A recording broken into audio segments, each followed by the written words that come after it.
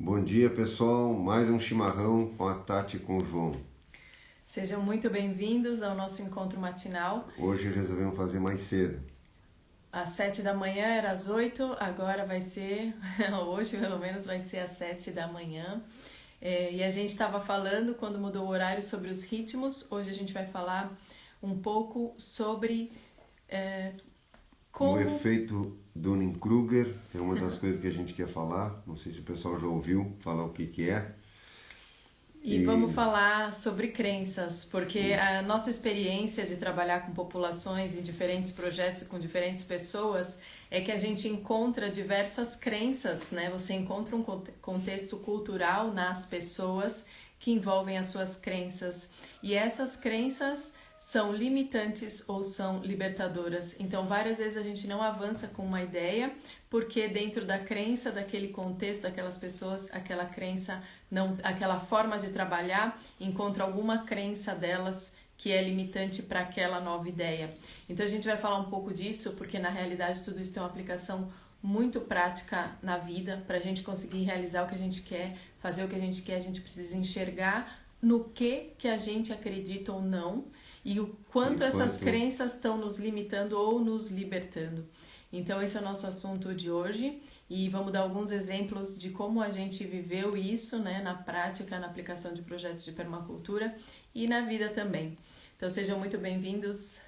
Nosso encontro de hoje é para falar sobre crenças. Nós construímos crenças ou acreditamos em coisas e depois essas coisas passam a nos construir. Primeiro a gente constrói uma forma de pensar e depois que essa forma de pensar está construída, essa forma de pensar vai passar a nos construir e nos determinar. E a gente tem que estar sempre atento por isso para ver no que a gente está acreditando ou não.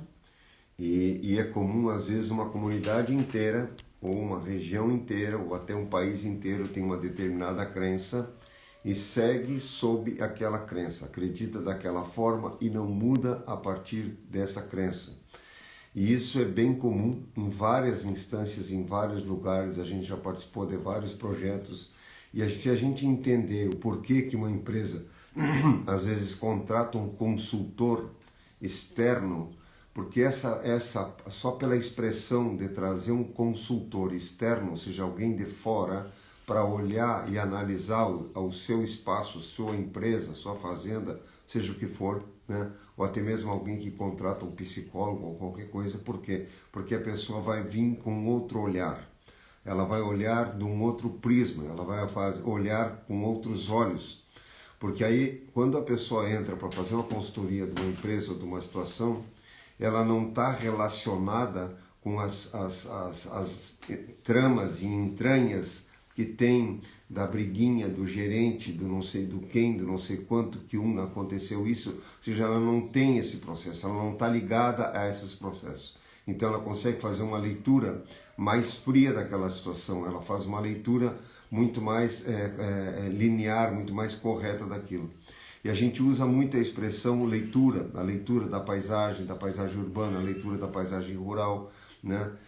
Então, quando a gente começa a ver dessa forma, tu começa a ver a importância de não estar preso a certas situações para poder tomar decisões, né? Então, essa leitura do contexto nos liberta ou nos aprisiona. Então, pessoal, a gente vai falar sobre isso hoje. Nós vamos falar sobre as nossas crenças, o quanto elas nos limitam ou nos libertam. E a gente tem que entender que tem uma percepção e que a nossa crença vem dessa percepção e do contexto onde a gente cresceu. O contexto educacional, o contexto de relacionamento que a gente teve faz com que a gente tenha um conjunto de crenças, né? Então, quem acha que crença é uma coisa de pessoas religiosas, saibam que não. Crença é uma coisa da humanidade. Quem confia plenamente na ciência como se a ciência fosse quase um Deus, ele é um crente. Ele é um crente no processo científico.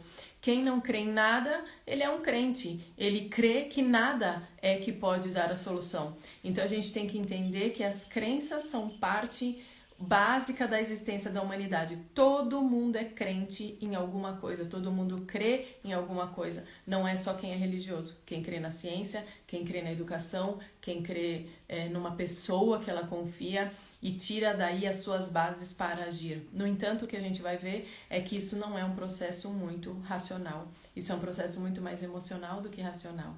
E o que a gente vai compartilhar hoje, então, são um pouco dessas coisas em relação ao que a gente já aplicou na permacultura, ao nosso contato com diferentes populações que têm diferentes crenças, diferentes pessoas que têm diferentes crenças.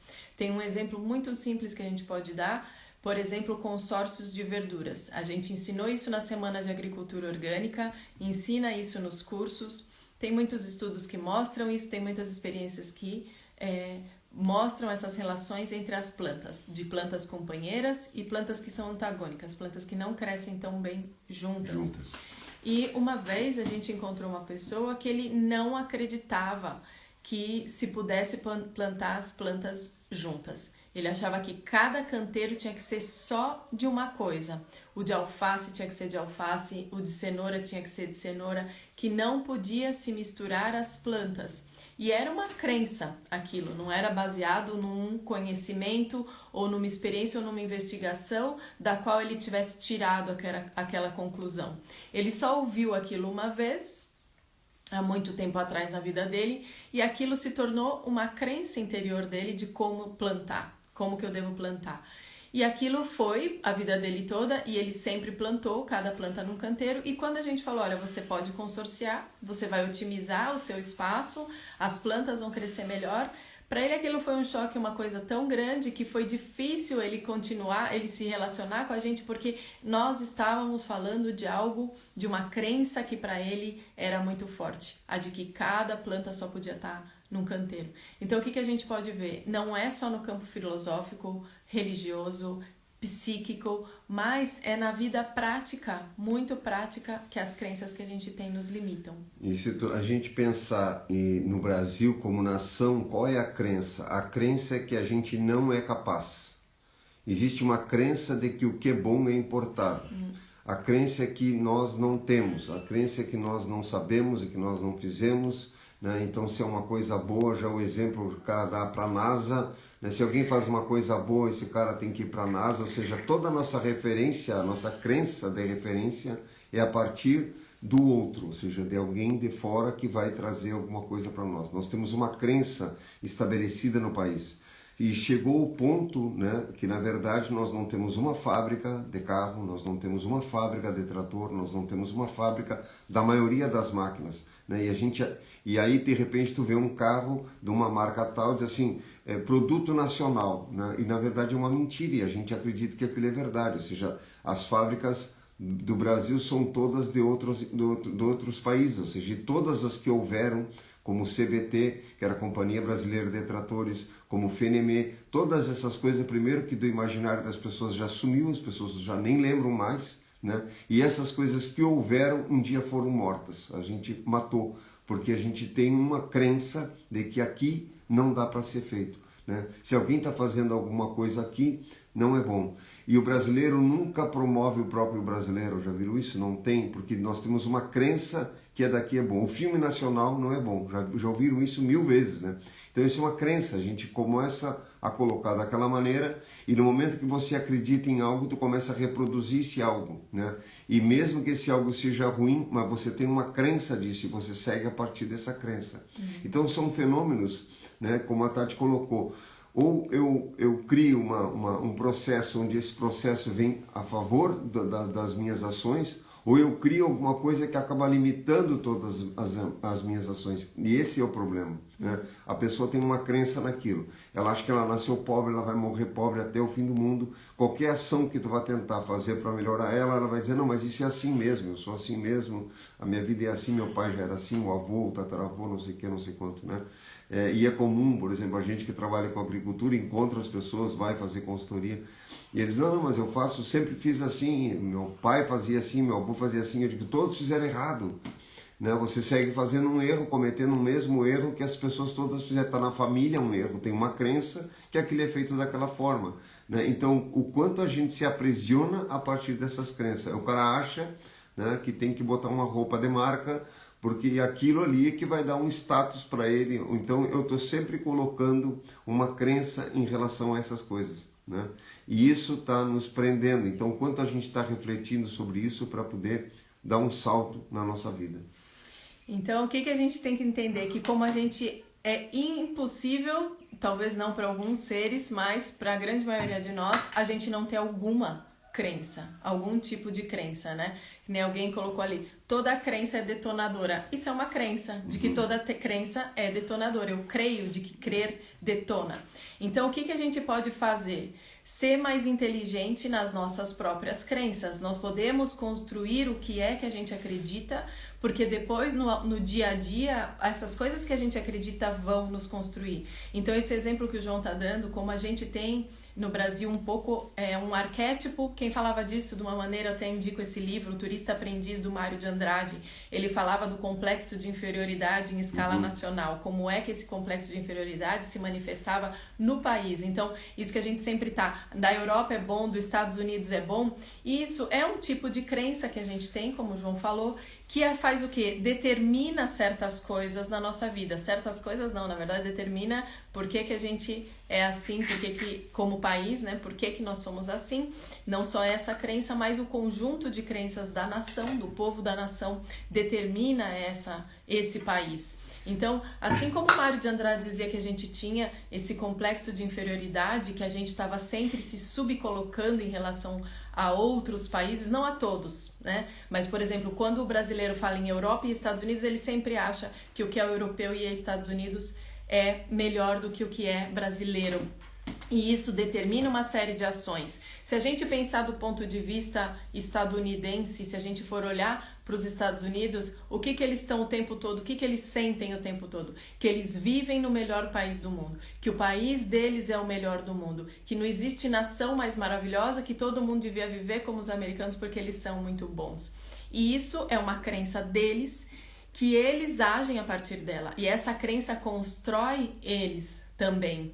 Então, uma vez a gente estava visitando a irmã do João nos Estados Unidos, tinham chegado 3 ou 4 voos da América Latina e todos esses voos desembarcaram na fila da imigração e aí tinha 3 pessoas atendendo os americanos e 3 pessoas atendendo 4 aviões inteiros de pessoas que tinham vindo da América Latina, incluindo um avião brasileiro. E aí todo mundo começou a se indignar, não tinha seleção de fila para idosos, não tinha seleção de fila para pessoas que estivessem com crianças, não tinha nenhum critério, todo mundo era obrigado a ficar naquela mesma fila, enquanto estava sobrando agentes do lado dos americanos. E você fica ali, o que você faz? Você não tem nem como ir para trás, não pode voltar pro avião, não pode ir para frente e fica lá na fila. E nisso você ouve um monte de coisa. O que você ouve? As crenças das pessoas. E um brasileiro pega e fala assim, é isso mesmo, brasileiro tem que sofrer mesmo, latino-americano ele não disse inferior, né? Mas ele disse assim, é um povinho, vamos dizer assim. Então eles têm mesmo, esses americanos que são os bons, tem que ficar espezinhando sobre a nossa cabeça, deixando a gente ficar aqui na fila por horas. 90% das pessoas naquela fila perderam os voos, as conexões, né, que tinham. Inclusive nós tínhamos uma conexão do Texas para o Oregon e a gente perdeu essa conexão. E teria tido várias outras implicações de 1 ou 2 dias a mais que a gente levaria para chegar por causa de tudo aquilo. Eu não sei por que aconteceu, se foi espezinhação ou não. O fato é, o próprio brasileiro ali acreditava que ele deveria passar por isso porque ele não é tão bom quanto o americano. Então isso é uma crença extremamente limitante para nós. Então se a gente vai crer em algo, é melhor a gente crer em algo que seja melhor pra gente. E agora essa crença é tão forte que acabou que virou lei que o americano pode entrar no Brasil sem precisar pedir uma permissão, e nós temos que ir lá fazer uma entrevista em São Paulo para poder fazer isso. Ou seja, isso sai de um conjunto pequeno até que chega num ponto que se institucionaliza. Nós estamos institucionalizados a pensar dessa maneira, né? Outro dia também conversando com uma das pessoas que trabalha comigo, ele é analfabeto e ele acha que ele é burro. Na crença dele, ele é burro, porque ele é analfabeto. E ele é uma pessoa extremamente inteligente, ele tem uma capacidade incrível de resolver problemas e de pensar em coisas junto comigo e faz coisas incríveis, assim, né? E a crença dele, e eu tento dizer para ele, cara, tu não é burro, existe uma diferença entre inteligência, cultura, educação, ou seja, tudo isso são diferentes. Saber ler, sabedoria, escrever. conhecimento, educação, cultura são coisas diferentes, né? E inteligência, né? Então a pessoa pode ser inteligente, né? E ser um analfabeto. O analfabeto é você não consegue ler as letras, você não entende aquele código, certo? Mas você entende outros códigos. Ele consegue perceber várias coisas nas plantas, nos animais, no tempo, na máquina. Ele desmonta todas as máquinas, monta tudo de novo, entende? Eu levei uma máquina que estava em garantia, o cara não podia arrumar, ele arrumou, ele tem uma capacidade. Então, existe uma crença da gente achar que isso. Assim como nós temos uma crença, e no Brasil é bem mais forte, de que você só vai conseguir fazer as coisas na tua vida se tu passar pela academia, se você passar pela universidade. Eu rompi com a academia há muitos anos atrás, tentei 3 cursos e na verdade nunca me fez falta isso. Eu ganho muito mais que todos os outros meus irmãos que são formados e tantas outras pessoas, né? Então tem uma crença que você tem que fazer a formação da academia para poder arrumar um emprego. Ou seja, qual é o resultado final? Você quer ter um recurso para sobreviver, para se manter, ou para ter para as coisas, ou tu quer ter o título? Tem que pensar isso. O que você quer? Você quer o título ou você quer o retorno econômico que o título pode te dar? Certo? Porque não precisa ter o título para isso, você pode trabalhar com qualquer coisa, né? Mas aí tem uma mente assim, ou seja, se a pessoa vende melancia, é vendedor de melancia, mas se o cara tem um mercado que vende a melancia, ele é empresário. Né? Então, dependendo de quanto tu faz daquilo, aí tu é um empresário, é uma pessoa respeitada. Agora, se a pessoa tem um impacto menor com aquilo financeiramente, já tem uma outra visão. Então, são crenças que a gente vai criando, uma forma de pensamento que acaba limitando. E a gente está vendo isso toda hora, né? Toda hora. Ou então, essa falta de racionalidade, ou seja, quanto é racional as coisas. Então, tu vê uma propaganda na televisão, no outro dia as pessoas saem para comprar. Eu fui outro dia no mercado, para dar um exemplo, e resolvi comprar um suco de uva. Aí não tinha nenhum. E eu disse para o cara, mas não tem de nenhuma marca, não é possível. De alguma marca deve ter, eu queria levar um suco. Eles, não, é que saiu na televisão há 2 dias atrás que suco de uva era bom para o coração. E a gente já terminou todo o estoque, já botamos mais de umas vezes, as pessoas consumiram todos. Ou seja, a pessoa assiste aquilo, ela nem vai buscar para ler, para nada, e o programa que passou essa informação era um programa de 5ª categoria. Então, ou seja, não existe racionalidade, a pessoa segue uma massa e é todas as classes sociais, ou seja, e pode ver que as pessoas não têm um mínimo de racionalidade com relação a isso, né? E aí entra mais uma crença limitante. A gente se enxerga como um ser racional. Nós somos racionais também, mas nós somos muito mais emocionais e crentes do que racionais. E nós estamos tomando decisões na nossa vida a partir dessas crenças e a partir dessa emoção e não a partir da razão. E olhar quais são as crenças é o que nos ajuda a desenvolver nossa racionalidade e também nossa emoção, porque a nossa emoção também se educa se a gente olhar para essas crenças e ver se a gente não está sendo extremamente emocional e não racional, ou seja, a gente não tem, na verdade, uma base de informação, mas a gente crê. Então, esse exemplo que o João deu, essa pessoa que trabalha aqui com a gente, graças a Deus, tem uma inteligência operacional que eu não conheço em ninguém que se formou em agronomia e muita gente que se forma em gestão ambiental que teria que enxergar um contexto de conexões e não enxerga. Tem diploma, tem mestrado, tem doutorado, tem pós-doc, mas enxergar aquela conexão e conseguir criar uma operação que funciona dentro de um contexto rural, por exemplo, dentro de um sítio, não tem. Tem o diploma. E qual a nossa crença? Essa pessoa nem sabe ler, ela não vai poder fazer nada. Essa pessoa tem um diploma de pós-doutorado, ela vai poder fazer tudo. Se o nosso sistema educacional tivesse realmente dando soluções, já estava resolvido, porque a gente já está com o processo científico andando desde 1700 e a gente, na verdade, tem construído cada vez mais problemas para a nossa vida, porque a gente não enxerga as crenças que estão nos conduzindo, que a forma como a gente olha está nos levando para algum lado. Uma crença muito comum hoje do nosso tempo, assim, do nosso momento, chama-se seguidores. Hoje a nossa crença é de que se uma pessoa tem seguidores, ela sabe o que ela está falando. Que se ela tem seguidores, ela é uma pessoa que tem autoridade no assunto que ela está colocando ali no perfil dela. Hoje tem pacote de seguidores, que a pessoa compra pacote de seguidores e aparece um número grande lá para ela botar o perfil dela. Hoje tem um monte de sorteio, a pessoa faz sorteio para seguir o seu perfil do Instagram, as pessoas ficam seguindo, elas nem estão interessadas no que você coloca ali, elas só queriam ganhar alguma coisa que a pessoa sorteou. Então tem uma corrida atrás de seguidores. Por quê? Porque existe uma crença ilusória e limitante de que um perfil que tem seguidores tem autoridade naquilo que está falando. Olha o nível de ilusão que a gente tá, e hoje a gente está sendo arrastado por essas mídias sociais, a gente não investiga, a gente não para ouvir aquelas pessoas, a gente entra no perfil, fala, olha, ele tem um monte de seguidores, deve ser bom. Olha aqui, falta de racionalidade que tem nisso. E a gente já viu até jornalistas dizendo que publicaram uma matéria e que aquela informação era correta porque ela perguntou para uma pessoa que tem muitos seguidores. Então não só o jornalista, né? O jornalista, o editor de um lugar de renome, né? Entraram em contato com a gente. Quando colocaram isso, eu disse para a Tati, bom, agora nós estamos no limite da irracionalidade, porque imagina, né? Se a gente for pegar as pessoas que têm mais seguidores, são assim, gente que está fazendo música, às vezes, de quinta categoria, ou qualquer coisa de mais absurdo possível, qualquer coisa que seja postagem de acidentes ou de não sei do que, não sei quanto, é o que junta mais gente, né? Eu lembro há muitos anos atrás, eu fiz um curso de fotografia, né? E uma vez teve uma mostra fotográfica de fotógrafos que faziam fotos de acidentes policiais e tragédias, assassinatos, né?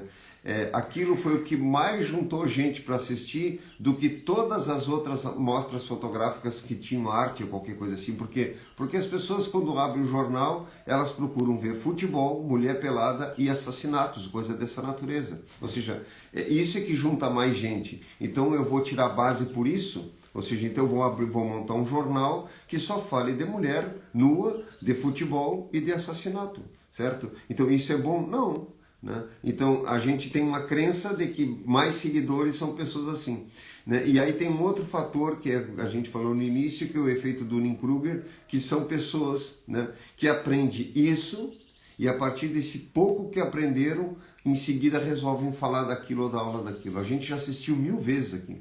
Alunos que vieram, que fizeram o curso, no mês seguinte está dando aula daquele assunto, quando tu sabe que a pessoa não sabe.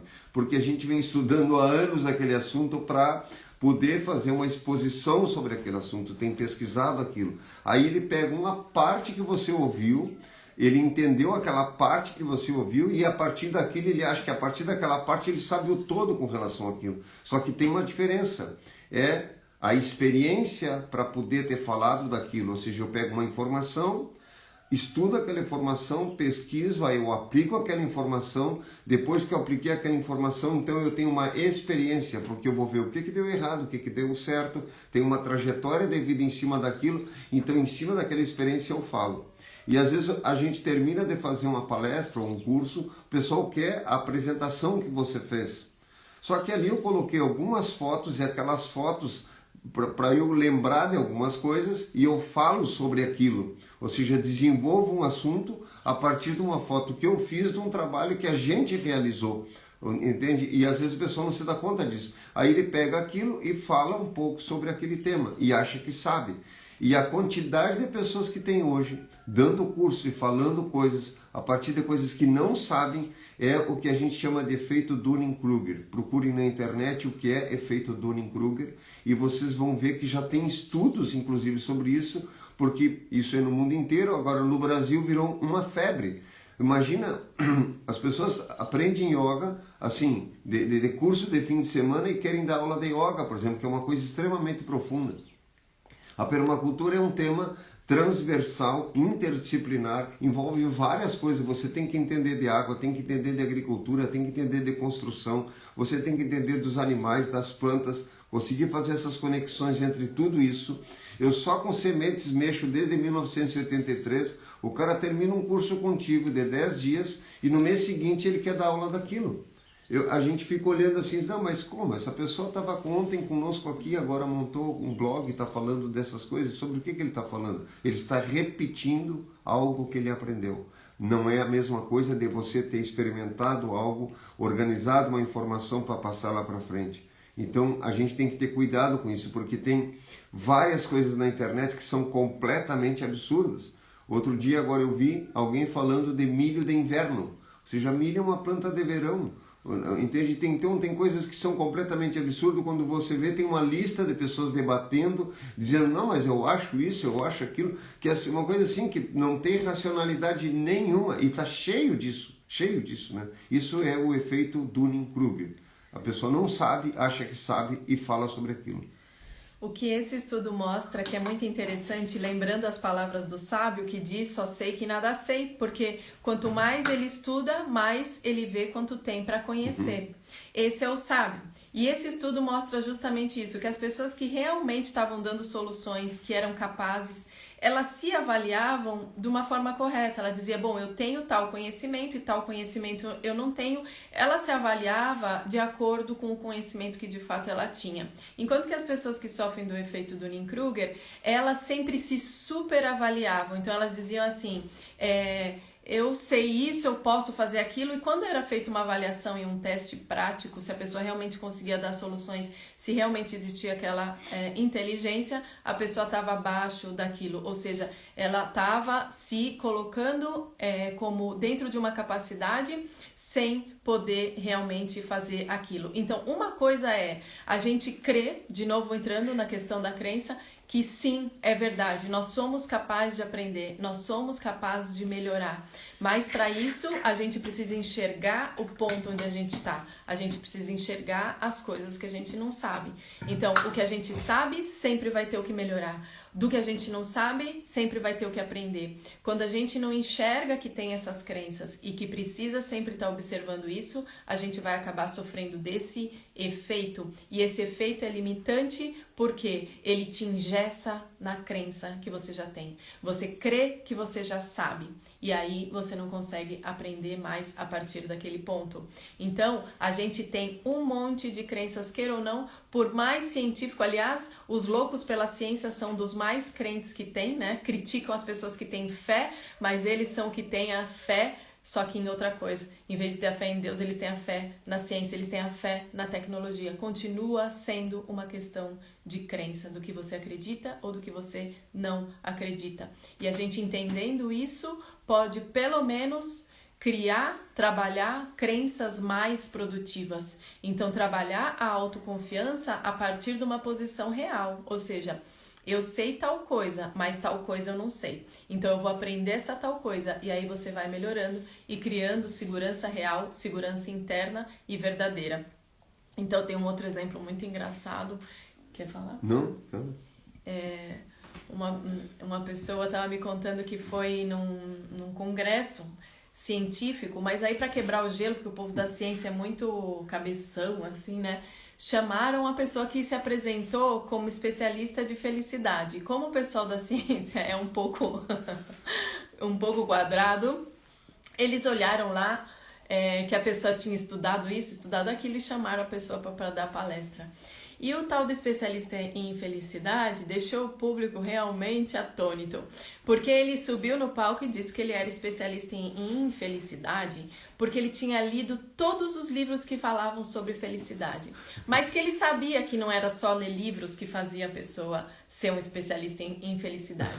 Ele tinha também entrevistado pessoas felizes. Tinha ido além. Além. A pergunta é, meu querido, você é feliz ou não? Porque quem que vai falar sobre ser feliz ou não? A pessoa que é feliz. Quem vai falar sobre uma determinada... A pessoa que vive aquilo. Então não é só saber. Você tem que ser a encarnação daquilo que você escolheu. Tudo na sua vida tá em conformidade. Você tá, como a gente pode dizer, usando um termo comum assim...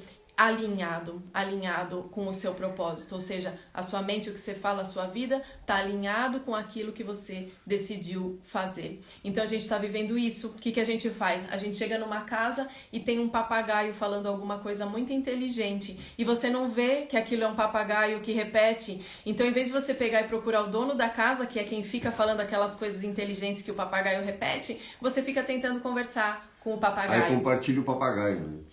Eu recebi há um tempo atrás uma propaganda de um rapaz que vai dar um curso de agrofloresta. Aí eu resolvi clicar para ver, um amigo me passou.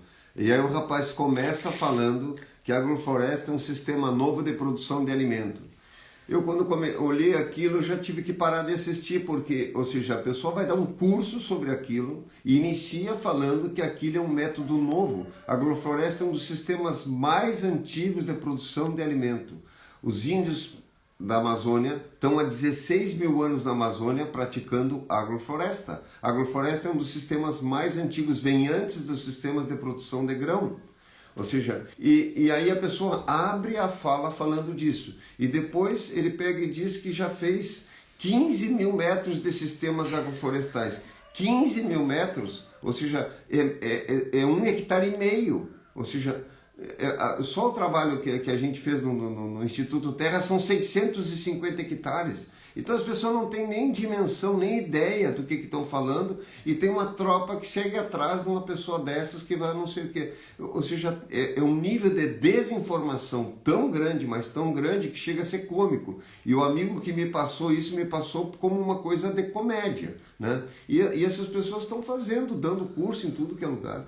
Já vimos coisas assim absurdas em várias áreas, das pessoas não terem nem noção daquilo, né? Como eu falei do milho de inverno, ou outra moça que promove curso fazendo muda de rabanete. Rabanete não se faz muda, ninguém faz muda de rabanete, né? Eu passei para alguns agricultores, virou uma piada entre nós que trabalhamos com isso, e aí eu resolvi, pensando humildemente, ajudar a menina. Eu digo, olha, você está promovendo uma coisa, não existe isso aí. E ela diz assim, aqui a gente faz assim.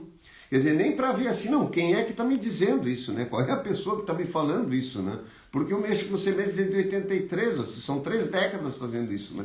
E a pessoa começou ontem, então a gente está perdendo essa capacidade de fazer uma análise mais fria das coisas. Isso é irracionalidade somado ao efeito Dunning-Kruger. Eu já acho que sei e começo a tentar ensinar outros. E por que a gente que escuta adere às ideias, às vezes, a crenças ou a um discurso sem parar para pensar? Porque a gente tem esse processo emocional descontrolado. Então, eu não consigo ouvir uma informação com mais frieza, com mais calma. Então, se eu falo um assunto que é diferente do que o outro acha, ele imediatamente precisa reagir. A gente é extremamente reativo e se desgasta em excesso, coloca essa questão emocional o tempo todo para fora de uma maneira descontrolada, porque a gente já tem que ter uma opinião, a gente vive um processo de ansiedade tão grande que a gente não consegue ter calma e frieza para olhar uma informação. Então teve esse amigo também mandou um outro que dizia assim, produzimos quase 1 tonelada de alimentos em 10 hectares. 50. Em 50 hectares. E a gente se matou rindo, falou assim, ai que desgraça, mas o que é isso, né? Aí ele falou assim, não, a pessoa tá falando isso como uma coisa boa, como uma grande produção. Eu falei, mas como assim? Em 1 hectare você produz 40, 50, 60, 70, 80 toneladas, dependendo da planta que você tem a campo. Então, em 1 hectare, você produz dezenas de toneladas. Só de abóbora você colhe 20 toneladas num hectare. O cara estava falando que colheu quase meia tonelada em 50 hectares. Quase 1 tonelada em 50 hectares. Quase 1 tonelada em 50 hectares. E está dando curso, promovendo coisa e coloca isso como se ele tivesse feito muito. E a gente que sabe da área olha e fica... Mas isso é só o quê? São exemplos, né? Não é é uma colocação para vocês entenderem, porque essa é a nossa área de atuação, né? Nós trabalhamos com permacultura, trabalhamos com agricultura orgânica, trabalhamos com desenvolvimento humano. A gente tem uma escola de desenvolvimento humano aqui, os cursos não tem online, mas a gente trabalha aqui com leitura de paisagem, com alquimia interior, com mitologia, com psicologia, mas no perfil aqui da Rama a gente traz toda essa parte da lida com a terra, de como viver no campo, quais são as ferramentas. Então, para nós, a gente, claro, lê uma informação dessa e fala assim, nossa, pobre, coitado, foi super mal na safra, né? Mas quem não sabe, pensa que produzir quase 1 tonelada de 50 hectares é bom. Então, Por que a gente crê se a gente não sabe daquele assunto? Por que a gente já tem opinião e compartilha se a gente não teve a calma e a frieza de analisar e de ver se aquilo realmente procedia ou não? E o que tem hoje, além dos seguidores, né, que ser uma grande ilusão é os seguidores, a gente tem uma outra ferramenta que as pessoas estão usando chamada fake news. Fake news hoje não é que assim a pessoa se equivocou e fez uma notícia, ou que a pessoa está tentando ser tendencioso para um lado e lançando uma mentira. Vai além disso. O fake news está funcionando como uma ferramenta de venda. Você coloca uma notícia absurda, completamente louca, e vende aquele espaço para várias pessoas que fazem anúncios naquela página, e o fake news serviu só para expor você a algumas marcas que querem vender. A notícia não tinha intenção nem de levar você para um lado, nem de te levar para o outro, e a gente está hoje nisso, tirando nossas opiniões, tirando as nossas referências a partir de um grande caldeirão que tem de tudo. Tem coisa muito, muito real, muito verdadeira, que realmente pode transformar a vida das pessoas, e tem coisas absurdas que podem, coisas que podem danar e trazer danos e causar mal, e coisas que podem te distrair no nível da gente começar realmente a perder uma grande qualidade que nós deveríamos cultivar, chamada discernimento. A gente faz isso, a gente acorda e reza, e pede, e foca, e estuda pedindo discernimento. E qualquer assunto que a gente precise avaliar, qualquer projeto que a gente vai começar, a gente já manejou grandes áreas na Amazônia, já trabalhou fora do país, já trabalhou em várias partes do país, me dá o discernimento, eu preciso estudar, eu preciso ler esse lugar, eu preciso ver qual é realmente a melhor opção para essa situação, para esse conjunto, e para isso que eu cultivo, não só tendo a intenção de ter, mas procurando estudar e ter essa calma para olhar, o discernimento. E se a gente não buscar isso, ou a gente vai sofrer de efeito Dunning-Kruger, ou a gente vai ser arrastado por crenças que a gente nem sabia que tinha, e isso pode levar a nossa vida inteira no sentido que a gente não quer. A gente pode ir por um caminho que os pais acharam que eram bons, não que o pai não é mau, mas uma coisa que ele acha pode ser diferente do que você acha. Uma coisa que a sociedade disse que era bom, uma coisa que o especialista disse que era bom, e quando você vai ver, não é bem assim. E esse mundo é assim, ele é cheio de coisas negativas e positivas, lumínicas e obscuras, enganosas e verdadeiras. Para quê? Para a gente desenvolver o discernimento, para a gente conseguir começar a olhar e falar assim, aqui tem uma essência, aqui tem uma verdade, aqui não sei, tá estranho, vou investigar, vamos ver se aquilo é ou não é. E a gente quase nunca é ensinado, às vezes nem em casa, nem na escola, muito menos na faculdade, a ter discernimento. E minha segunda formação, eu sou formada em desenho industrial e sou formada também em engenharia agronômica. Na agronomia que eu fiz, no tipo de universidade que eu fiz, ela é voltada totalmente para o agronegócio. Então, durante 4.500 horas, a gente teve mais ou menos 30 horas sobre agricultura orgânica e agroecologia. De 4.500? De 4.500 horas, teve isso. Que só bastou para a professora dizer, existe essa agricultura, não deu nem para dizer como é que faz uma agricultura, uma adubação orgânica. Então não deu tempo, porque na grade não tem isso, né? E tem 5, 6 cadeiras sobre como matar plantas espontâneas. Então é o foco, né, daquele curso que foi o que eu pude fazer. O foco era esse. E o que isso criou? Pessoas, eu vi todos eles saírem da faculdade dizendo, não é possível produzir orgânico. Aquilo virou uma crença. Aquilo não está baseado no conhecimento porque eles não tiveram horas de agricultura orgânica para comparar, eles não tiveram aquela informação para pelo menos poder ver, e também não teve nenhuma cadeira, nenhuma aula que mostrasse os comparativos entre as duas. Então o que virou? Crença. Aí se formam centenas de pessoas por ano que creem que não é possível fazer orgânico. Não que sabem que é possível, não é possível. Que creem, e é uma crença baseada em nada, porque elas não tiveram aquela informação. Então, a racionalidade, certo? A falta de racionalidade e crenças equivocadas levam a uma quantidade gigante de pessoas a cometer erros, às vezes cíclicos, por anos, por décadas ou por séculos, né? As fazendas aqui, às vezes, estão na família há 300 anos. 300 anos hoje, desde a colonização.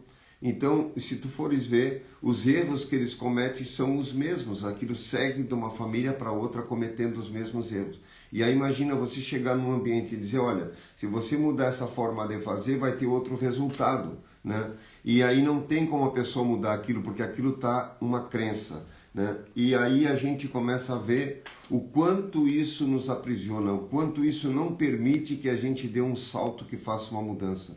A gente vê pessoas fazendo, por exemplo, um esforço gigantesco para colocar um filho numa universidade, pagando às vezes universidade privada, uma fortuna. Se tu pegasse aquele recurso todo que foi investido ali e montasse um negócio para aquela pessoa, ela teria talvez 6 meses depois começar a ter uma renda que ela às vezes não vai ter depois de formada, né? Então, por quê? Porque tem uma crença que a única forma de você fazer uma sobrevivência é tendo um título, né? Existe uma crença nisso, né? E isso não é verdadeiro. Ou seja, se você olhar na cidade a quantidade de pequenas empresas que tem, que estão fazendo uma infinidade de coisas, e aquelas pessoas não passaram por esse processo, passaram por outros processos, por outros aprendizados, né?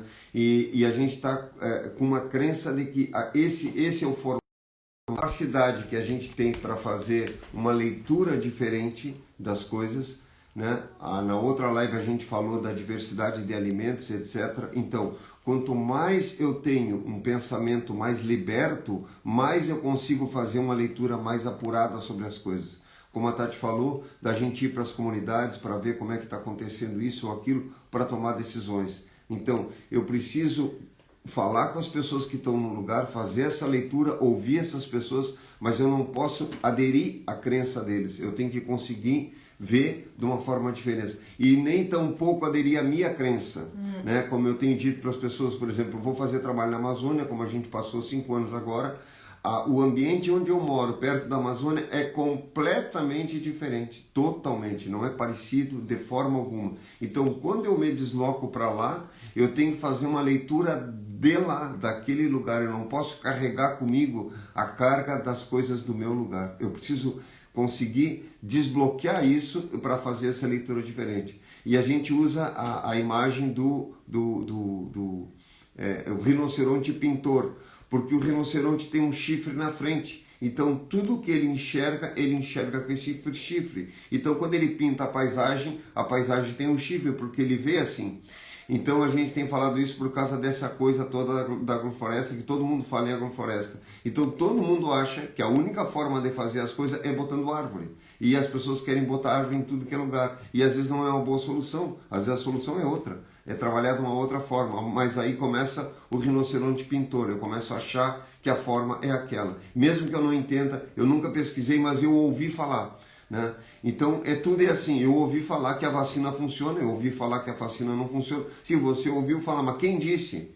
Ou seja, quem falou? E você foi pesquisar, você foi atrás, você realmente foi atrás, né? Ou seja, de pegar pelo menos a palavra pandemia, botar no dicionário e saber o que significa, botar a palavra agrofloresta no dicionário e saber o que significa. Ou seja, qual foi a tua pesquisa com relação ao assunto? E tu vai ver que a maioria das pessoas não pesquisam nada, simplesmente elas compartilham,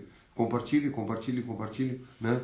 Porque a gente está vivendo numa forma de vida que é só a crença emocional, sem esse discernimento de ver se o que a gente crê está alinhado ou não com uma experiência real de vida. Então, é claro que a gente nunca vai ter na humanidade essa coisa única, né? Então, o que é isso? Isso é um pensamento de massificação. Só pode ser de direita, só pode ser de esquerda, não pode ser assim, não pode ser assado. É a ciência, acabou. O que a ciência fala tá tudo certo. Porque a gente está restringindo as possibilidades todas que existem nesse planeta de diversificação.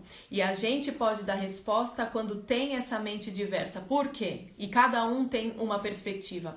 A realidade chega do mundo, para os nossos sentidos, a gente recebe o mundo, luz através dos olhos sons através do ouvido, temperatura através da pele, e isso passa por uma estrutura interna que somos nós, a nossa forma de pensar, essas nossas crenças, e depois uma ideia do que é esse mundo é formada pelo nosso cérebro. Então a gente pensa que vê a realidade, mas a gente interpreta a realidade. Todos nós. E nesse processo de interpretação eu tenho um conjunto de crenças, que é o que filtra tudo isso e me diz o que é que está acontecendo, o que é bom, e a partir daí eu me coloco no mundo. Então a nossa sugestão é que a gente busque o discernimento para cultivar a paz. Como é que a gente vai ter uma boa vida no campo?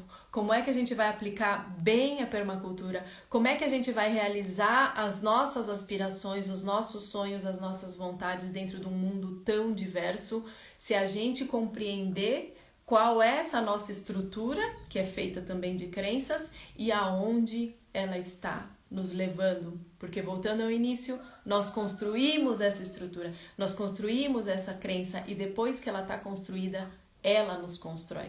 Então a gente precisa de um constante processo de autoeducação, de autoobservação, para ver quais crenças e aonde elas estão nos levando. Um exercício que eu acho que as pessoas podem fazer, fica como sugestão, é escreve quais são minhas crenças. Eu creio, como alguém falou, eu creio aí no sei que, na religião tal, eu creio no sistema político tal, eu creio em tal pessoa. Escrever quais são as pessoas que você confia e quais opiniões você tira com elas, porque às vezes ela é uma pessoa muito confiável para fazer avaliação de joias e de pedras preciosas, ela é uma especialista naquilo. Ou a pessoa, ela é muito competente para falar para você sobre motores de carro, ela entende aquilo, ela tem uma oficina, ela resolve todos os problemas de motor de carro, mas talvez ela não saiba nada sobre agricultura, talvez ela não saiba nada sobre um outro assunto que você quer fazer. Você tira opinião com as pessoas que estão realmente fazendo aquilo que elas falam, que estão dentro daquele contexto que ela está dando a opinião, ou da onde ela está repetindo alguma coisa que ela falou. E para isso, o que a gente precisa? Calma interior, buscar esse discernimento, ter mais frieza para olhar as coisas, né? Não ir aceitando todas as ideias assim, né? Que brasileiro é isso, que o nosso país é aquilo, que o que vai acontecer no futuro, o que não vai. Por quê? Hoje está um dia criador aqui, e a gente sempre lembra que a gente vai co-criar esse dia junto com a natureza, junto com o mundo, junto com Deus, junto com as nossas crenças. Nós vamos viver o dia de hoje a partir dessa estrutura que a gente tem. Então, por que não construir a si mesmo? Por que não construir uma estrutura que nos ajude, né? Essa é a sugestão de hoje, e a gente queria trazer essa coisa tão óbvia. Tão óbvio.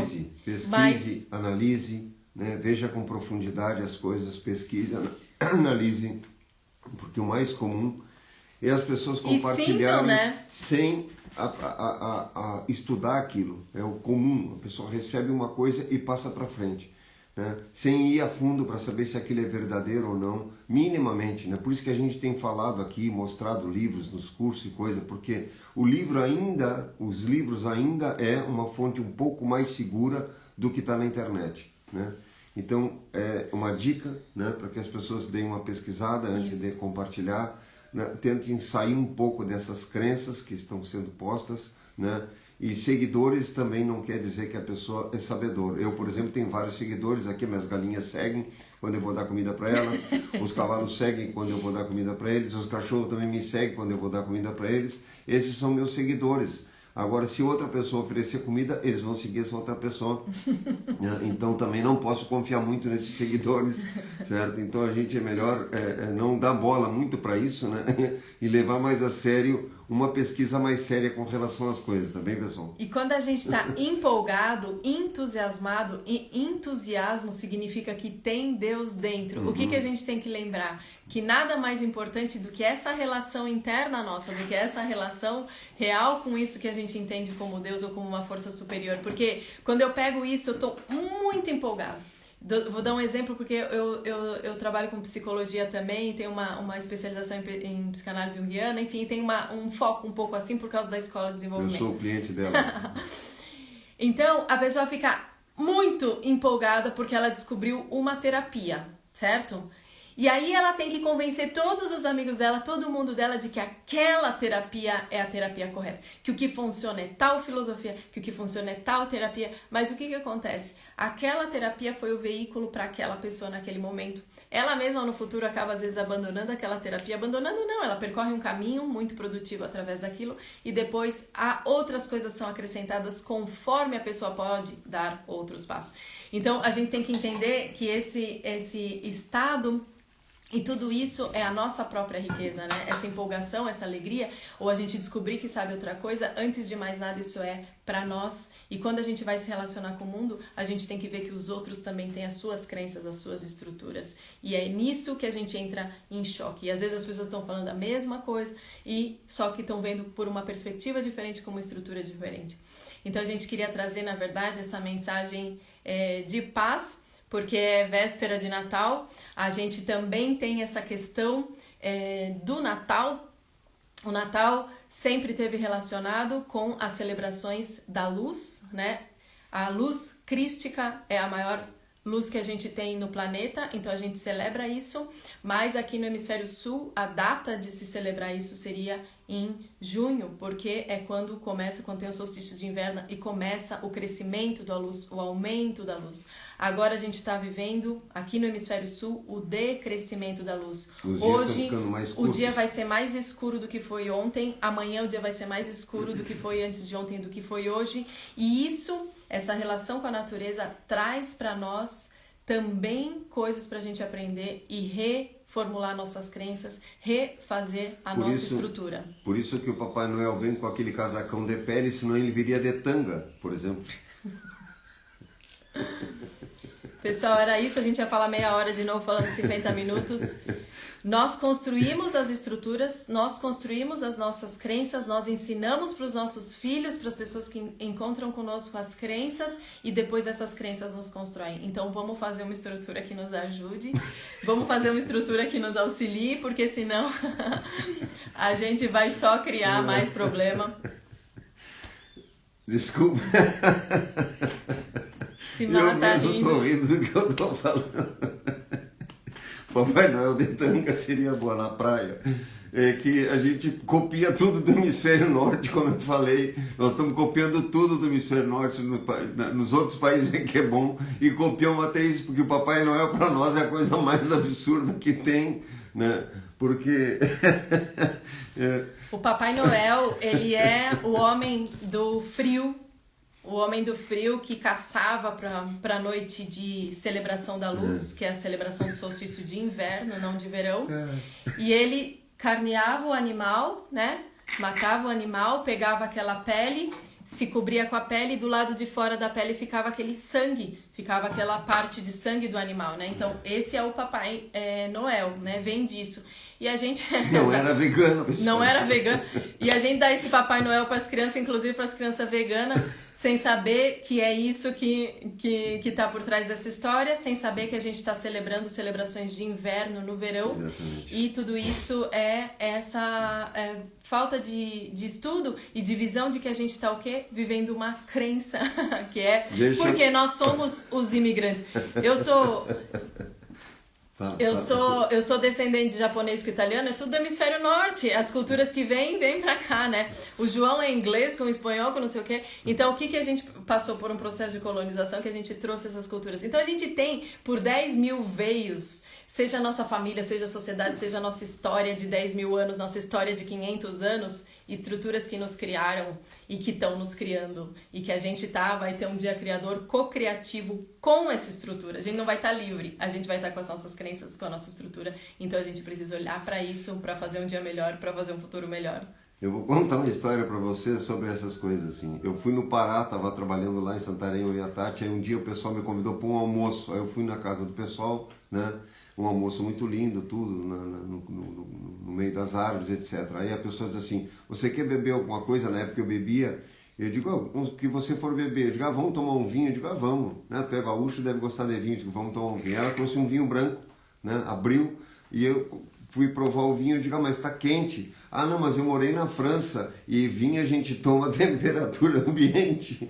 Porra, a temperatura da França para Santarém é completamente diferente. Eu digo, o vinho quase ferve na taça na Amazônia. A temperatura ambiente na França não é a temperatura ambiente de Santarém. Então a pessoa ouve aquilo que vinho e se toma a temperatura ambiente, mas não se dá conta que ela está no outro lado do planeta. Ou seja, que nós estamos na floresta amazônica, 35, 40 graus de temperatura, o vinho está quase borbulhando naquela garrafa daqui, tu tem que botar na geladeira para fazer o ambiente da França. Então às vezes a gente repete as coisas, como eu disse, sem ter o mínimo de noção do que está falando. Olha, a temperatura ambiente, para nós aqui no inverno até pode ser, agora para quem está em Santarém nunca vai ser temperatura de ambiente, né? Então, o papagaio nos ensina muito mesmo, é um animal que nos ensina porque não sabe nada do que ele fala. É bom porque fica divertido. Ele não sabe nada do que ele faz, né? Por exemplo, alguém colocou aí, felicidade e conhecimento, dá para ter as duas coisas. Não tem crença mais limitante que a gente tem, é a crença do ou. Isso tem uma live para fazer só disso, a gente já falou um pouco, é a crença do ou. Ou tem dinheiro ou é feliz. Ou vai bem no amor ou vai bem nas finanças. Não existe o ou. Se a pessoa é espiritualizada não pode ser rico. Se é rico não pode... Não tem nada a ver uma coisa com a outra, né? Que a pessoa que é espiritualizada não precisa estar aqui na matéria pagando suas contas, fazendo as coisas. E que a pessoa que está preocupada em sustentar sua família e tá tentando ganhar dinheiro, ela não é espiritualizada. Se eu tiver conhecimento, eu vou saber tanta coisa e tudo é tão terrível que eu vou ser infeliz. Não existe isso, gente. Ou é mais uma crença limitante. Por quê? É justamente o contrário. Quando a gente é integral, a gente tem que ter tudo bem. Então, se você tá feliz, você também tem conhecimento, você também tem dinheiro, você também tem... Por quê? Você está no vórtice positivo da sua vida. Então, o ser integral vai estar... E o ser invertido começa a ficar no ou. E aí, isso ou é o quê? É conflito. Porque ou você pode ter uma coisa, ou você pode ter outra. A gente tem que perguntar como. Como eu faço para sintetizar opostos? Isso é outra live. A natureza faz isso, né? A gente explica no curso de agricultura. A planta, ela cresce entre forças opostas. Uma planta não pode escolher viver só no escuro do solo, porque senão ela vai perder a coligação da luz. E ela não pode só também viver com a coligação da luz, como o povo fala assim, eu sou do bem, eu sou espiritual, eu sou do amor. Aí começa a virar um balão, perde as raízes. A planta não pode fazer isso. Se ela perder a conexão com a terra e com as raízes, ela não pode existir. E a gente tem que fazer essa conexão, essa síntese de coisas opostas, e é aí que a gente fica inteiro, é aí que a gente tem uma vida integral. Então, mais uma crença que a gente precisa se libertar é do ou, porque a gente tem que ver que tudo que a gente está vendo como parte constituinte do nosso ser, a gente tem que abrigar. Não adianta pensar que é bonzinho, todo mundo é bonzinho e é malzinho também. Pega o lado malzinho, traz junto, vai com seus demônios para todo lado e doma tudo isso. Isso é que é virar ser de si. É pegar esses opostos e unir. Pessoal, e se a gente faz um trabalho focado, tá plantando, tá pintando, tá fazendo qualquer coisa e tá focado naquilo, atenção, como a Tati fala, né? Isso é também um estado de oração. Se eu consigo estar entregue naquilo que eu estou fazendo, conseguindo fazer aquilo, colocando toda a minha energia ali, eu consigo fazer um estado de oração quando eu estou focado numa coisa, fazendo aquilo totalmente, não fazendo isso pensando em estar não sei aonde, fazendo não sei o que, tentar estar focado. Isso são exercícios que a gente pode praticar fazendo qualquer coisa. Então, pessoal, bom dia a todos. Um feliz Natal, porque a gente pode comemorar o Natal todo dia, o nascimento de algo bom, o nascimento da luz crística todo dia, né? Mas é uma celebração de inverno que a gente está fazendo no verão, todo mundo vai fazer igual. Isso. Papai Noel de tanga para vocês, então. Um Papai Noel de tanga pra gente, pelo menos aclimatar esse homem com um casaco de pele tão grosso. Um vinhozinho na geladeira. Não vai adiantar deixar na temperatura ambiente, que vai ferver. Eu não sei quantos graus tá aí pra vocês, mas aqui vai ir as alturas da nossa temperatura, que o verão aqui é muito quente, é mais quente que na Bahia e no Rio de Janeiro. Então tenham um bom dia, tenham um Feliz Natal maravilhoso. Na próxima live nós vamos falar de um assunto muito interessante também, que tem uma aplicação também muito prática para quem quer viver no campo, para quem quer praticar permacultura, para quem quer plantar e para quem quer fazer qualquer coisa da vida. Essas coisas a gente tem que ter como base para realizar qualquer coisa. Terça que vem, às 7 da manhã, nos encontramos aqui de novo, pessoal. Tá bem? Um abração para vocês.